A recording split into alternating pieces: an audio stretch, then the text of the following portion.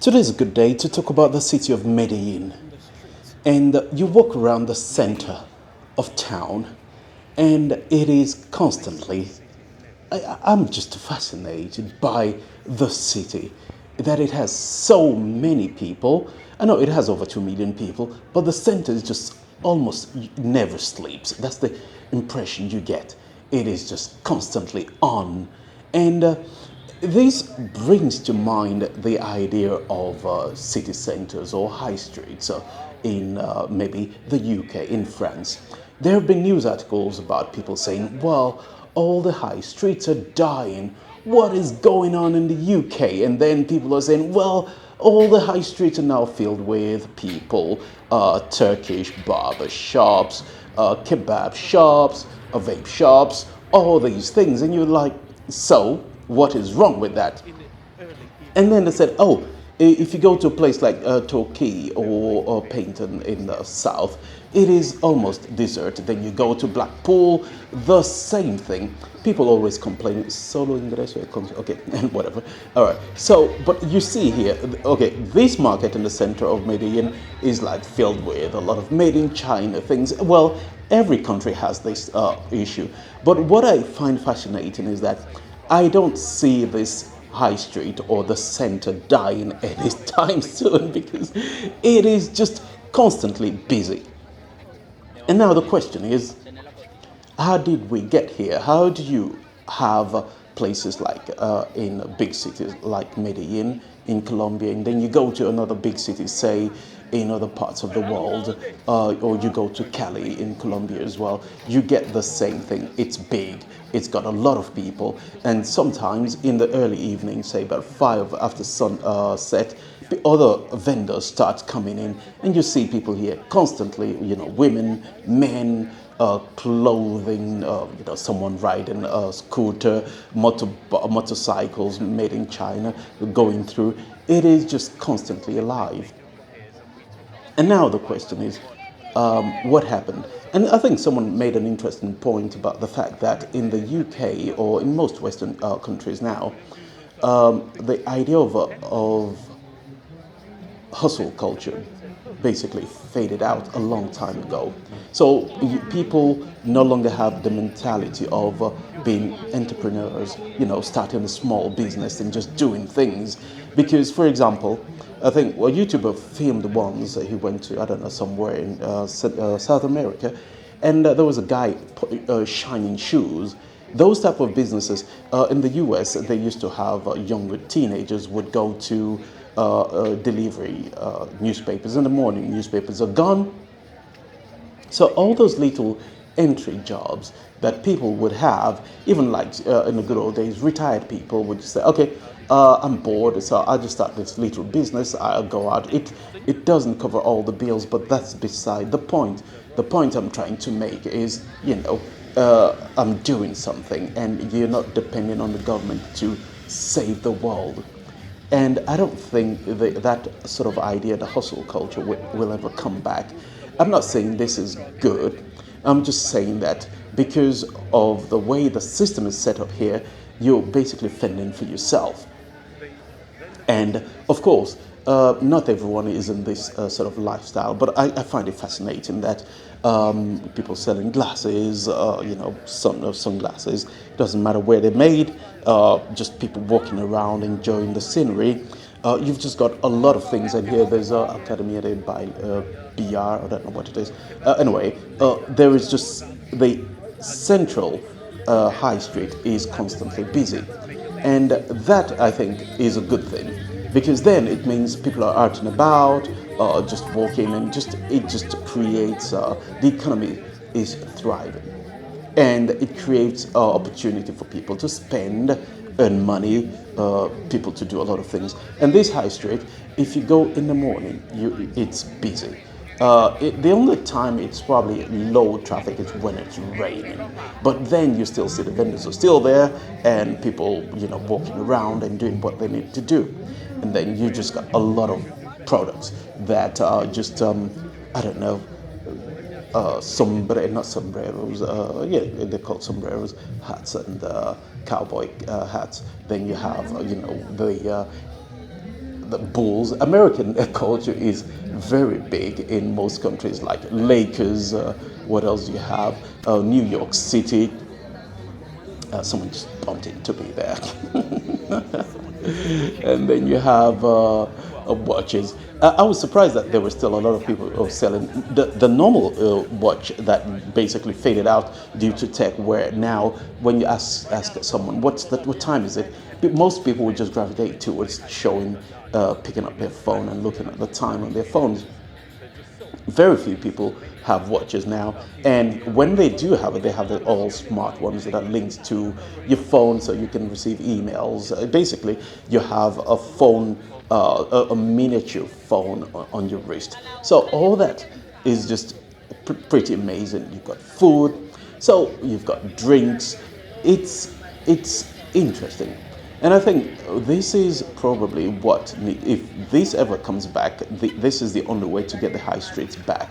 A lot of people in the UK and most European countries would like to complain that, oh, I don't recognize the UK anymore. It's turning into, okay, name some foreign countries. But the question they're not asking is what happened to all the normal, traditional businesses? Well, they all died because what started to happen about 20, 30 years ago, if not more, we start to offshore everything to Asia, because it's cheaper and then it goes online. So pedestrian traffic in most city centers just died down because everyone's doing things online. You could shop online, Amazon Prime, I don't know. And then you have the food. Instead of going to restaurants, now people would do, I was going to say rideshare, food things like Uber Eats, and there are quite a few applications where you can do that. And because of that, now you have restaurants trying to save cost, and what they're doing is we're not going to have a new what's the word? We're not going to build a restaurant. They just have you have this location on a building with little sections and different restaurants there. They just cook to order, and everything goes through the app.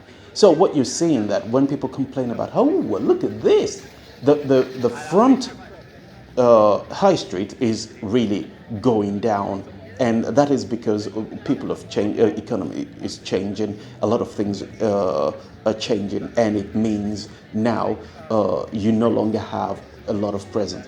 And now, when you have immigrants coming in and starting up a new business, and it's creating jobs, and even if it's just minimum wage, it doesn't matter.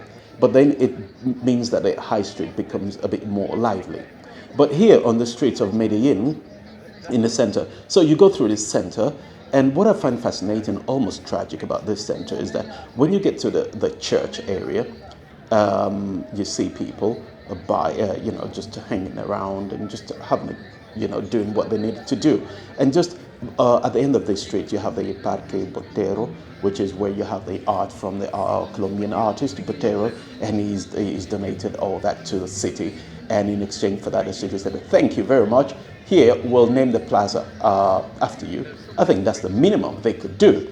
And now, something else you see is that the church, you've got a lot of girls hanging around. And I asked one of the taxi driver taking us around, said, why are the girls just around the church? Because this is the church, and then you've got working girls on the side.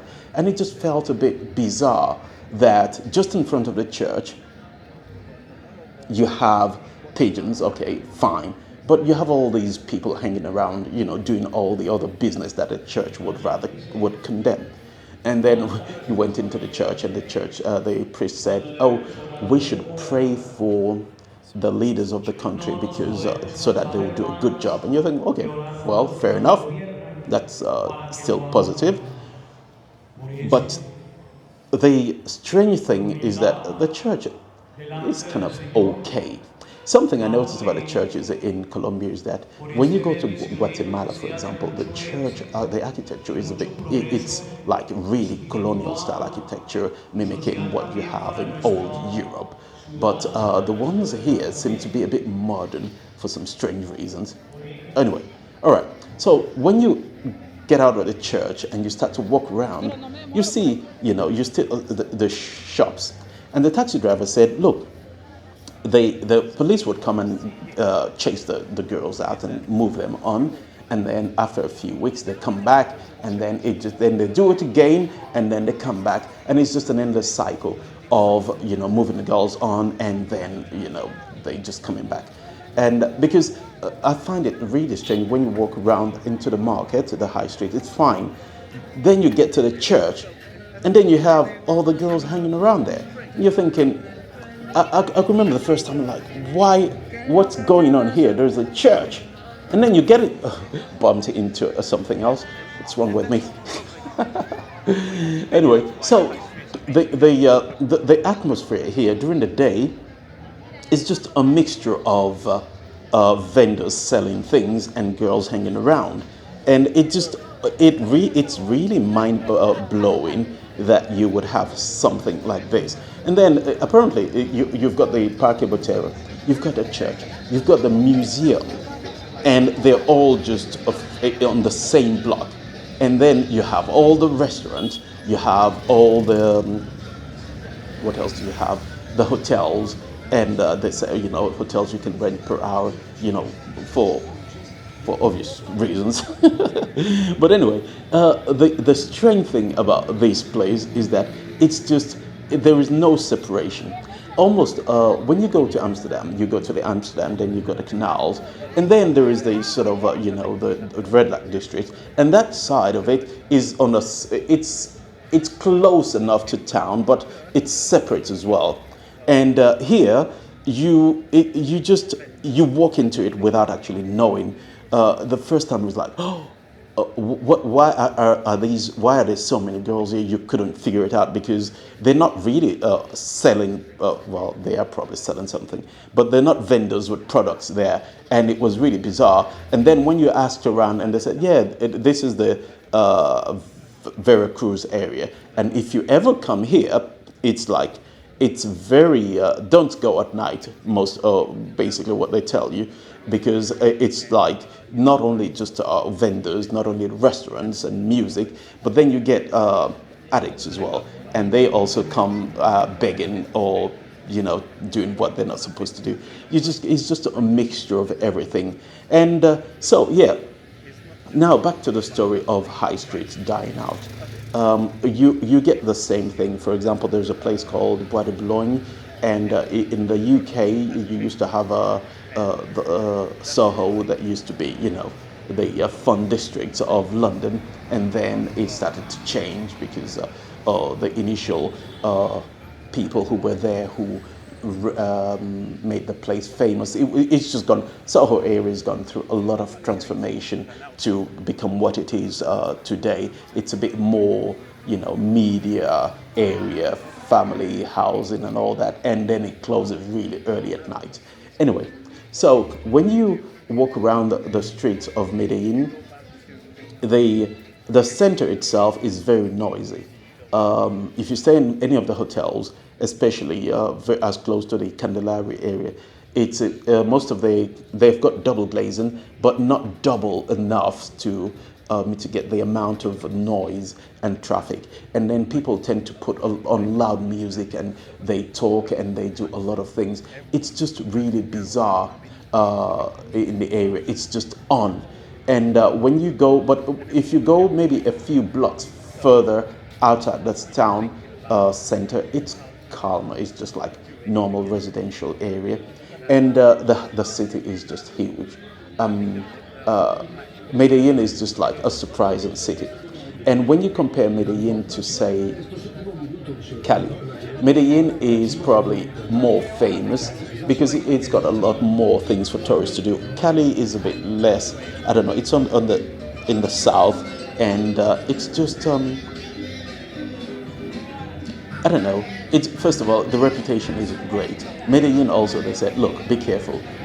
Don't go showing off. Don't wear too many jewelry. Just dress as normal as possible. But even with that, if you look a bit too foreign, most of the time you probably don't want to go to certain areas because even locals don't go there. But on these streets, what you notice is that there's just a lot of activities going on. It looks almost normal during the day, but of course, the atmosphere changes at night. And yeah, it's a fascinating area when you think about it. And the authorities, by the way, a lot of homeless people are also here when you're walking around. You just, but what they've tried to do apparently was they moved the homeless people away.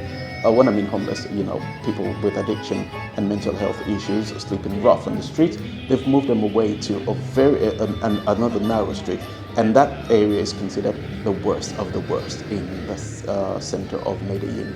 And the reason for that was that the city doesn't know what to do with them.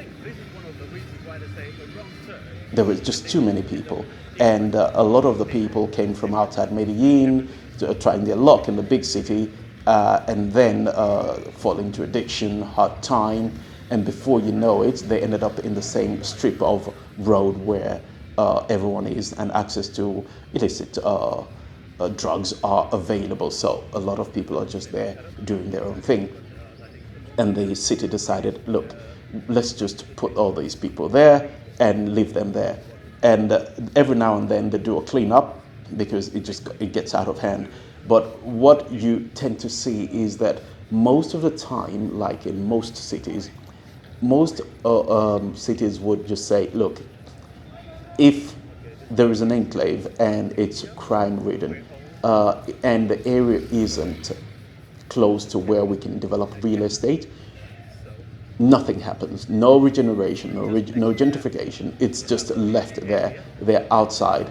But once the people there start gravitating towards the center where it's beginning to impact big businesses, almost similar to what you see in Skid Row in Los Angeles, where the city doesn't know what to do. So they just, the tent city, every now and then they come in, clean it up, but then they come back and then people are saying, look, you can't allow people just to stay here. It is dangerous, it's smelly, and then businesses are saying the more illegal, homeless people on the streets, it's bad for business. We have to pay to have our businesses here, but you're not doing enough to make sure our customers feel safe. So I can understand the argument. And a lot of people are saying, what do you do? Yeah, exactly. What do you do? You have a lot of homeless people with addictions and everything. People just walk around, like in this case, 2 people on the floor during the day and and when you look at people on this street in the Veracruz area, it feels, what's the word? It feels like an organized chaos. Everyone, you walk around here, you've got vendors, people just buying things, and then people, buying other things. It's just crazy, really. The sad thing about this area, I would say, is how very few cities, very few countries have been able to really get a hold of this. Because when you're having to deal with mental health, you're dealing with addiction, you're dealing with, probably pimping, you're dealing with all these other issues going on at the same time. First of all, when it starts and it's on a small scale, the government just says, okay, let it be. We're not going to really worry about that. But unfortunately, it gets bigger and bigger. And by the time they start doing it, it's a bit more difficult because you have all the people, everyone has a phone now, and they'll refuse to move. And because they refuse to move, you go strong-handed. And then it gets posted on social media. Something similar happened recently in Costa Rica. Someone apparently wasn't resisting arrest and the police were heavy-handed.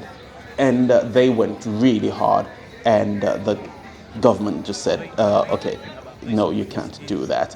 And the police officers have been suspended pending further investigation. So it just goes to show you that when there is a bad situation going, and you don't deal with it immediately, what tends to happen is that, well, you see this, you see, you know, the high street is busy, but what you see is this is the road, so you need to go through here to get to wherever it is you need to get to, and you see all these happening here. It's absolutely mind-blowing. And I don't think there's a solution. No one really has a permanent solution to this. And this goes to also to show you that human nature is a bit more complex than we think. It is not only a case of throwing money at it. I can remember there was a documentary in, I think it's in South America somewhere, where people with mental health issues or people just, you know, not down on their luck were locked up. I think that happened also in the U.S., where you could accuse your wife or someone of having mental issues, and then they're locked up in an asylum, and the treatment there wasn't great, and it was just a really chaotic. And during the 50s and 60s, or even before that, the asylum had a bad reputation. And now they were saying, okay, you can't really force people, even if they have mental health issues and they're a danger to themselves. So you just get, it's just a bit complicated. So now we get into the, what's it called, the Botero area. And so you can see here, the Botero area, you still got the girls here, but you can see that it's just like normal market streets with, and this is the museum, the Botero Museum, and the free art in the center of town. The funny or the strange thing is that it is supposed to be a tourist site, and a lot of locals and a lot of tourists come to this park. And then once you get here, you start to walk around, you get to the church, and you think, oh, that's a bit different.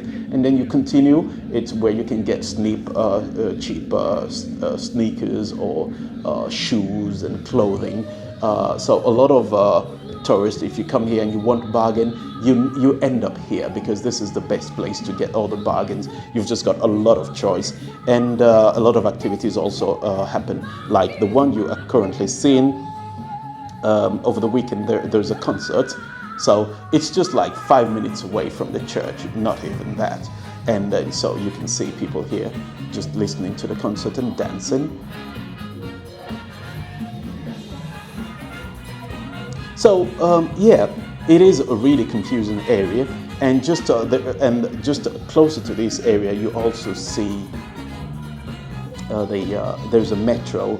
You've got buses, you've got, and then under the bridge you've got more vendors selling sometimes second-hand shoes. Anyway, it's a very busy area, and it's an interesting place to visit.